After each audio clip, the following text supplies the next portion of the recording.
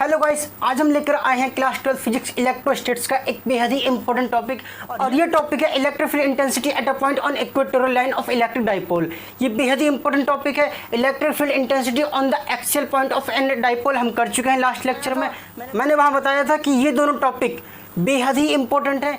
और मैंने एक चीज़ और भी बताई थी कि ये जो दोनों टॉपिक हैं ये हर साल अल्टरनेटिवली रिपीट होकर आते रहते हैं कि इस साल निकलवाइए इक्वेटोरियल पॉइंट पर तो अगले साल निकलवाएंगे एक्सियल पॉइंट पर, इस साल निकलवाइए एक्सियल पॉइंट पर तो अगले साल निकलवाएंगे इक्वेटोरियल पॉइंट पर।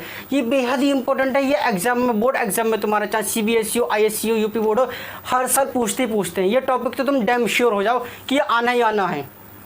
कोई से भी कैसा आ सकता है, इक्वेटोरियल पॉइंट वाला आ सकता है या एक्सेल वाला आ सकता है। इस साल अगर इक्वेटोरियल पूछा तो अगले साल एक्सेल आ जाएगा, इस साल अगर एक्सेल पूछा तो अगले साल इक्वेटोरियल आ जाएगा। तो बहुत ही इंपॉर्टेंट है। तो चलिए शुरू करते हैं आज के इस टॉपिक को बिना टाइम गवाए।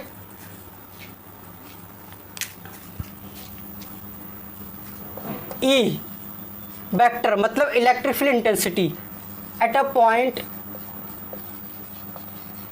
पॉइंट ऑन इक्वेटोरियल, या कुछ बुक में से लिखते हैं इस तरीके से, ब्रॉड साइड। ठीक है, काम एक नाम अनेक, चीज़ एक ही है, नाम अलग अलग हैं।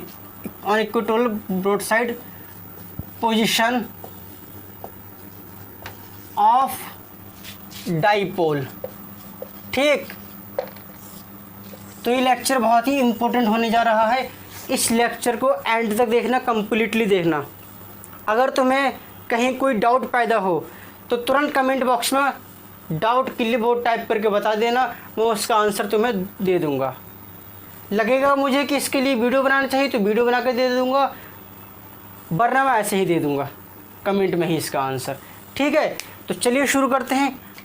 अब तुम्हें यह बता दें इक्वेटोरियल लाइन क्या होती है। तो इक्वेटोरियल लाइन एक ऐसी लाइन होती है जो कि इलेक्ट्रिक डाइपोल के एक्सिस को परपेंडिकुलरली कट करती है, दोनों चार्जेस के बीच में जो डिस्टेंस होती है उसके मिड पॉइंट पर।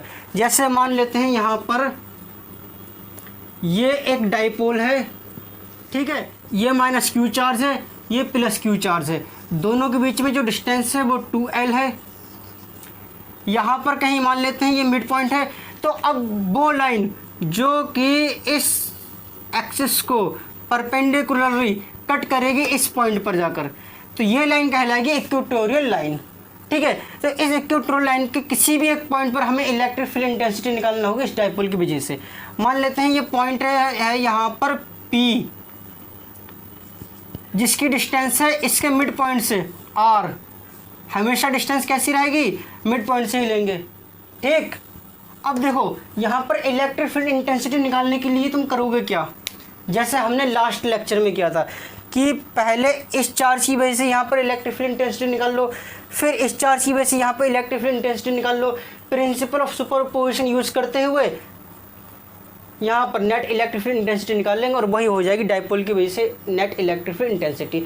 तो प्रिंसिपल ऑफ सुपरपोजिशन करा चुका हूँ मैं, electric field intensity due two point charge करा चुका हूँ मैं, लिंक डिस्क्रिप्शन में दे दूंगा, वहाँ से जाकर तुम देख सकते हो।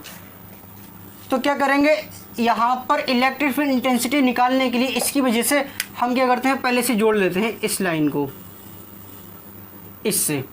मान लेते हैं ये एंगल बना रही है, ये जो लाइन है ये कौन सी लाइन है, ये वो लाइन है जो कि इस पॉइंट को इस चार्ज से जोड़ रही है। तो ये लाइन डाइपोल के बीच में जो डिस्टेंस है इससे एंगल बना रही है थीटा। सेम लाइकवाइज यहाँ पर भी हो जाएगा, एंगल यहाँ भी सेम रहेगा थीटा। अब देखो ये मिड पॉइंट है, तो ये जो हो जाएगा, ये हो जाएगा यहाँ से लेके यहाँ तक L, और ये भी यहाँ से लेके यहाँ तक हो जाएगा L। ठीक, क्लियर। अब इस चार्ज की वजह से यहाँ पर इलेक्ट्रिक फील्ड इंटेंसिटी निकाल दो। तो कैसे निकालोगे भाई, तुम्हें ये डिस्टेंस मालूम होना चाहिए, तो ये डिस्टेंस निकाल लोगे तुम, आसानी से निकाल लोगे। क्या हो जाएगी ये L² + R² followed under the root. ये ट्रायंगल देखो कैसे ट्रायंगल है, ये राइट ट्रायंगल है, और ये क्या होगा, ये हाइपोटेनस। लाइकवाइज यहाँ भी हो जाएगा, तो यहाँ पर हो जाएगा L² + R² followed under the root. ठीक, ये डिस्टेंस आगे निकल के। अब तुम क्या करो, इस चार्ज की वजह से यहाँ पर इलेक्ट्रिक फील्ड इंटेंसिटी निकालो। ई वेक्टर मतलब इलेक्ट्रिक फील्ड इंटेंसिटी। ठीक है, तो electric field intensity due to -q at P, इससे हमने मान ली E1, और electric field intensity due to plus Q at P, इसे मान लेते हैं हम E2। इसकी वजह से यहाँ पर जो इलेक्ट्रिक फील्ड इंटेंसिटी है उसे E1 मान लिया, इसकी वजह से यहाँ पर जो इलेक्ट्रिक फील्ड इंटेंसिटी है उसे मान लिया हमने E2। ठीक है, क्लियर इतनी चीज़। तो तुम यहाँ पर E1 निकालो, E1 कितना होगा 1/4 पाई एप्सिलॉन नॉट, और यहाँ लगा देते हैं हम कि अगर ये मीडियम में रखा हुआ होता है, मैंने मान लिया कि मीडियम में रखा ही नहीं, ये एयर में है या वैक्यूम में है, तो हम इसे के यहाँ पर नहीं लगाएंगे। क्यू अपॉन, अब इसका हो जाएगा स्क्वायर, तो इसका स्क्वायर क्या हो जाएगा R square plus L square. ठीक, इसी तरीके से हम निकालेंगे E2, तो E2 कितना होगा 1/4 pi epsilon naught Q upon R square plus का एल स्क्वायर। ठीक है, दोनों चार्जेस की वजह से यहाँ पर जो इलेक्ट्रिक फील्ड इंटेंसिटी आ रही है ये चीज़ क्या है, उसका मैग्नीट्यूड है। लेकिन अब तुम एक चीज़ ध्यान से देखो, ये जो है इलेक्ट्रिक फील्ड इंटेंसिटी की डायरेक्शन इस तरीके से हो जाएगी इस चार्ज की वजह से, क्योंकि ये चार्ज कैसा है नेगेटिव, और यहाँ पर हो जाएगी इलेक्ट्रिक फील्ड इंटेंसिटी की डायरेक्शन ये इस तरीके से E2 E1, क्योंकि ये चार्ज कैसा है पॉजिटिव, तो ये होगा इस तरीके से। ठीक, क्लियर है इतनी चीज़। अगर मैं अलग बनाकर दिखाऊं तो ये कैसे आ रहा है, ये E2 ऐसा आ रहा है और E1 ये इस तरीके से आ रहा है, E2 और E1, E1 और E2। इक्वेटोरियल लाइन, ये इक्वेटोरियल लाइन है। ठीक है, ये देखो एंगल थीटा है, तो यहाँ पर जो ये एंगल आएगा ये भी थीटा ही होगा, मतलब ये जो एंगल होगा, ये जो एंगल होगा ये भी क्या होगा थीटा हो जाएगा। ठीक है, ये इस तरीके से अगर तुम एंगल बनाओगे तो ये एंगल कैसा होगा, ये थीटा एंगल आ जाएगा, अल्टरनेट इंटीरियर एंगल, क्योंकि ये लाइन इसके पैरेलल है और ये ट्रांसवर्सल है, तो ये और ये दोनों बराबर एंगल हो गए, तो ये थीटा तो ये भी थीटा। तो अब यहाँ पर देखो एक चीज़, तुम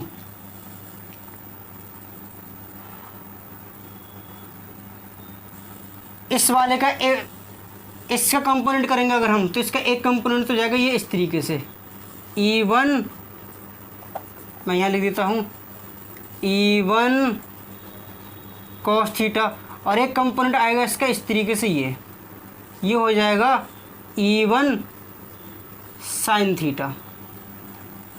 अब तुम करोगे इसका वेक्टर कंपोनेंट, तो इसका वेक्टर कंपोनेंट यहाँ से देख लो, तो इसका एक कंपोनेंट तो आ जाएगा ये इस तरीके से, यहाँ पर ये होगा तुम्हारा E2 cos थीटा, और एक कंपोनेंट जाएगा इसका ये यहाँ पर इस तरीके से, ये हो जाएगा E2 sin थीटा।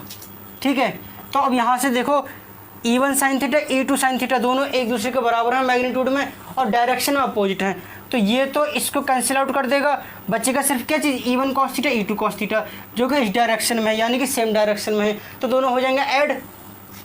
तो जो नेट इलेक्ट्रिक फील्ड इंटेंसिटी आएगी ई नेट जो आ जाएगी वो हो जाएगी E1 cos theta plus E2 cos theta.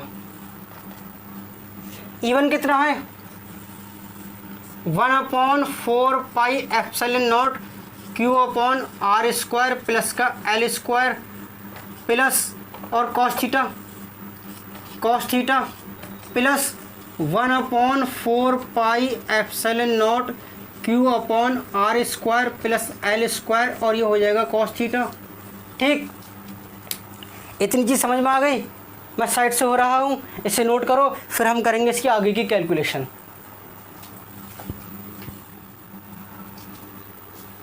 Note कर ली, तो चलिए फिर करते हैं आगे की कैलकुलेशन। देखो मैं ये मिटा दूंगा, ये सब कुछ मिटा दूंगा, ये चीज़ रहने दूंगा मैं, तो मैं ये मिटा रहा हूँ।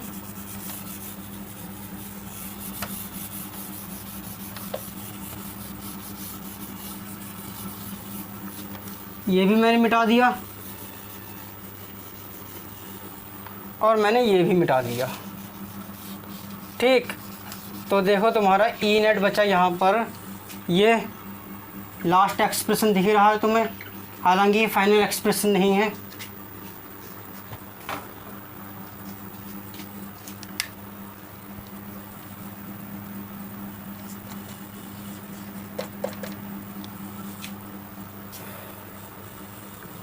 ई नेट, एक काम करो तुम यहाँ से ये जो 1/4πε0 Q/r² plus L² cos theta ये चीज़ सेम है, तो ये ऐड हो जाएंगे, तो ये हो जाएंगे इस तरीके से 2 × 1/4πε0 Q/r² प्लस का L² और ये इंटू हो जाएगा cos थीटा। ठीक, समझ में आई तुम्हें इतनी चीज़। अब यहाँ पर एक चीज़ देखो, चाहे ये ट्रायंगल ले लो चाहे तुम ये ट्रायंगल ले लो, ट्रायंगल 1 दिखता होगा तुम्हें, ये ट्रायंगल 2 दिखता होगा तुम्हें, ये क्लियर दिख रहा है तुम्हें। लो अब तो दिखा। चलिए नज़र हटाओ किसी के चेहरे से तभी तो तुम्हें साफ दिखेगा। हट गई नज़रें चेहरे पे से किसी की? हाँ अब तुम्हें दिख गया होगा साफ। चलिए तो एक ट्रायंगल ये है, एक ट्रायंगल ये है, तो चाहे ये ट्रायंगल ले लो चाहे ये ट्रायंगल ले लो, और इन दोनों ट्रायंगल में से किसी एक ट्रायंगल को यूज़ करते हुए तुम cos थीटा की वैल्यू निकालो। तो cos थीटा क्या होगा यहाँ पर 2 × 1/4πε0। मैं 2 से यहाँ डिवाइड नहीं कर रहा हूँ क्योंकि करने का कोई फ़ायदा नहीं है, इसे ऐसे रहने दो। Q अपॉन ये हो जाएगा r² plus L²। cos theta क्या होता है? cos थीटा होता है base upon hypotenuse 90 degree angle hypotenuse. Class 10 के ट्रिग्नोमेट्री में तुमने पढ़ा होगा कि जिस साइड पर एंगल बना हुआ होता है उसे हम मानते हैं बेस, तो ये बेस हो जाएगा। तो यहाँ पर बेस की जगह पे क्या आएगा, फिर यहाँ पर L, और हाइपोटेनियस की जगह पे ये आ जाएगा। ये क्या है, √r² प्लस L² की पावर 1/2। इसे हम लिख सकते हैं इस तरीके से r² प्लस L² की पावर 1/2। तो अब यहाँ पे देखो इसको ये किस तरीके से होगा, ये हो जाएगा इस तरीके से 1/4πε0 2 × 1 × Q × L, ये हो जाएगा 2QL, और अपॉन में ये कितना होगा, ये हो जाएगा r² प्लस L² की पावर 1 और r² प्लस L² की पावर 1/2। बेस सेम हो पावर डिफरेंट हो तो पावर ऐड हो जाती है, तो 1 प्लस 1/2 कितना हो जाएगा 3/2। क्लियर।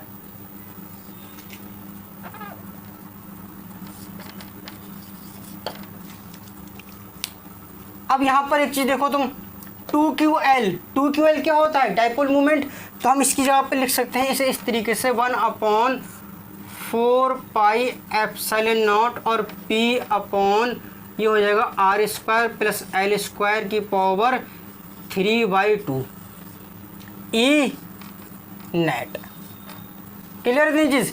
तो ये जो हो जाएगा इलेक्ट्रिक फील्ड इंटेंसिटी का एक्सप्रेशन हो जाएगा किसी भी पॉइंट पर जो कि इक्वेटोरियल लाइन पर पड़ता होगा डिस्टेंस r पर।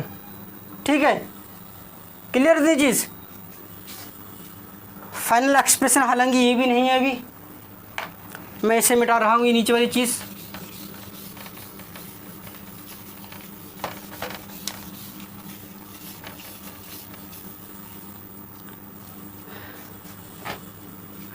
मान लेते हैं ये जो डिस्टेंस r है इस पॉइंट की, इसके मुकाबले पे, किसके मुकाबले पे, जो ये डिस्टेंस है इनके बीच में, इससे बहुत बहुत बहुत ज़्यादा है। मतलब इस तरीके से कि डायपोल के बीच में डिस्टेंस तो ये इस तरीके से हुई है बहुत छोटे से, और जिस पॉइंट पर हम इलेक्ट्रिक फील्ड इंटेंसिटी निकाल रहे हैं इक्वेटोरियल लाइन पर इस डायपोल की वजह से वो बहुत दूर है।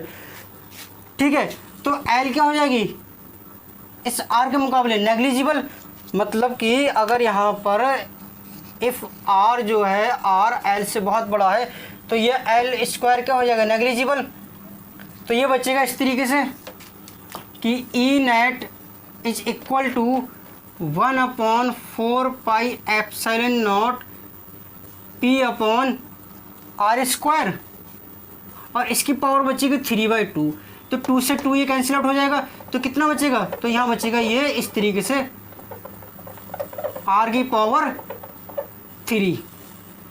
ठीक, ये तुम्हारा फाइनल एक्सप्रेशन हो जाएगा इक्वेटोरियल लाइन के किसी भी ऐसे पॉइंट पर जिसकी डिस्टेंस r हो इस डाइपोल के मिड पॉइंट से, तो उसकी वजह से इलेक्ट्रिक फील्ड इंटेंसिटी ये हो जाएगी।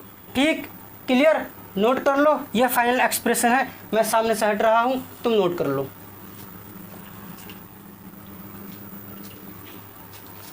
नोट कर लिया, चलिए अच्छी बात है। देखो ये एक्सप्रेशन तब आया है जब हमने डाइपोल को माना है कि एयर में या वैक्यूम में रखा हुआ है।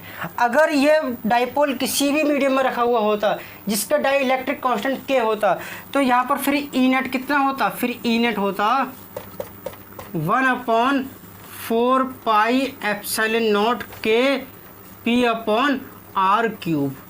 ठीक, क्लियर। तो ये चीज़ भी नोट कर लेना, ये किस में होगी, मीडियम में, किसी भी मीडियम में है। समझ में आ रही है इतनी बात। चलिए फिर आगे करते हैं थोड़ा। अब ये सारी चीज़ें मैं मिटा रहा हूँ, डायग्राम नहीं मिटाऊंगा, इसका भी हमें यूज़ लेना है थोड़ा।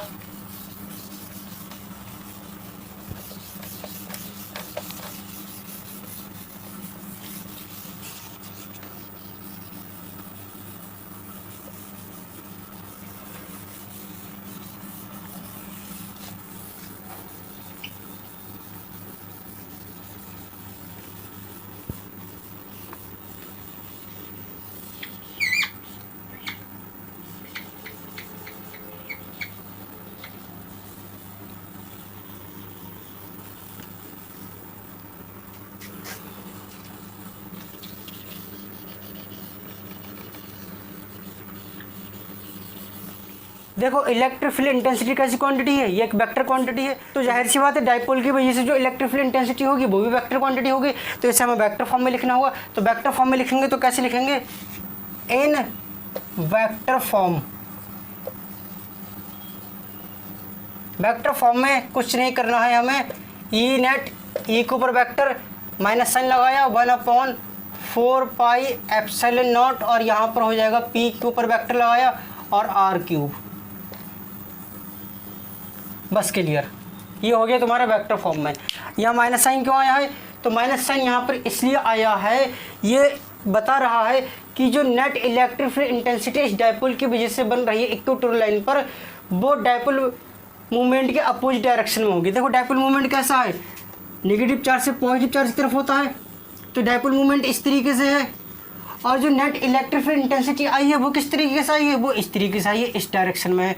तो दोनों एक दूसरे का अपोजिट डायरेक्शन में है, डाइपोल मूवमेंट और ई नेट दोनों ही एक दूसरे का अपोजिट डायरेक्शन में है।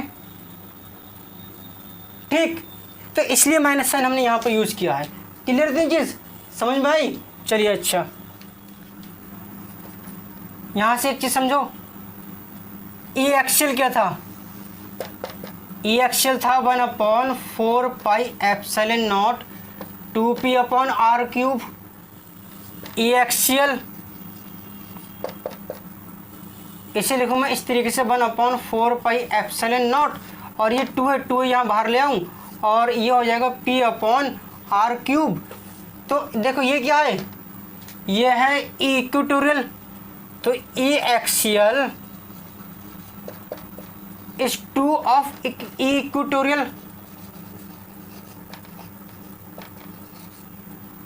मतलब कि एक्सियल पॉइंट पर जो इलेक्ट्रिक फील्ड इंटेंसिटी बनेगी डाइपोल की वजह से, वो डाइपोल के इक्वेटोरियल पॉइंट पर जो इलेक्ट्रिक फील्ड इंटेंसिटी बनती है उसका दोगुना होगा। ठीक, ये तो हो गया मैग्नीट्यूड की बात। और डायरेक्शन की बात कर लें तो डायरेक्शन कैसे हो जाएगी, एक दूसरे का अपोजिट हो जाएगी। तो हम यहाँ से ऐसे भी कह सकते हैं कि इक्वेटोरियल पॉइंट पर जो इलेक्ट्रिक फील्ड इंटेंसिटी होगी वो एक्सियल पॉइंट पर जो इलेक्ट्रिक फील्ड इंटेंसिटी है उसके अपोजिट डायरेक्शन में होगी, और हाफ भी होगी। यहाँ पर क्या है, ये यहाँ के मुकाबले यहाँ पर हाफ है। ठीक है, समझ में आ रही थी नहीं चीज़। तो यहाँ पर क्या हो जाएगा, E axial and E equatorial, E मतलब electric field intensity, R opposite in direction. ये सारे इंपॉर्टेंट पॉइंट हैं, सारे के सारे तुम्हें नोट करना है, आर अपोजिट इन डायरेक्शन। सारे के सारे पॉइंट इंपॉर्टेंट है, सारे के सारे तुम्हें नोट भी करना है और याद भी करना है तुम्हें, जितने पॉइंट्स में ये लिखा रहा हूं तुम्हें अब। ठीक है,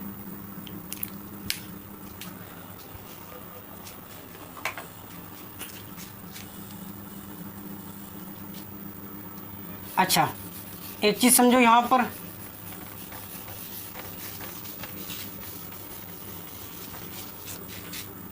सिंगल पॉइंट चार्ज की वजह से इलेक्ट्रिक फील्ड इंटेंसिटी क्या हो रही थी, ये थी 1/4πε0 Q/r², यानी कि ये जो चीज़ थी देखो यहाँ से ये सारी चीज़ कांस्टेंट, ये भी कांस्टेंट, तो ये हो जाएगी डिस्टेंस के स्क्वायर के इन्वर्सली प्रोपोर्शनल। तो जो पॉइंट चार्ज की वजह से इलेक्ट्रिक फील्ड इंटेंसिटी बन रही थी किसी भी एक पॉइंट पर, वो डिस्टेंस के, पॉइंट के और चार्ज के बीच में जो डिस्टेंस है उसके स्क्वायर के इन्वर्सली प्रोपोर्शनल थी। लेकिन जो डायपोल की वजह से है वो क्या होगी, डिस्टेंस के क्यूब के इन्वर्सली प्रोपोर्शनल होगी, चाहे तुम्हारा एक्सियल पॉइंट पर हो, चाहे इक्वेटोरियल पॉइंट पर हो, या किसी जनरल पॉइंट पर भी हो, तब भी तुम देखना होगी कैसे, डिस्टेंस के क्यूब के इन्वर्सली प्रोपोर्शनल हो जाएगी। लेकिन पॉइंट चार्ज में डिस्टेंस के स्क्वायर के इन्वर्सली प्रोपोर्शनल हो रही थी। ठीक है, तो ये कुछ इंपॉर्टेंट पॉइंट्स थे, इन्हें तुम नोट कर लो, मैं साइड से हो रहा हूँ।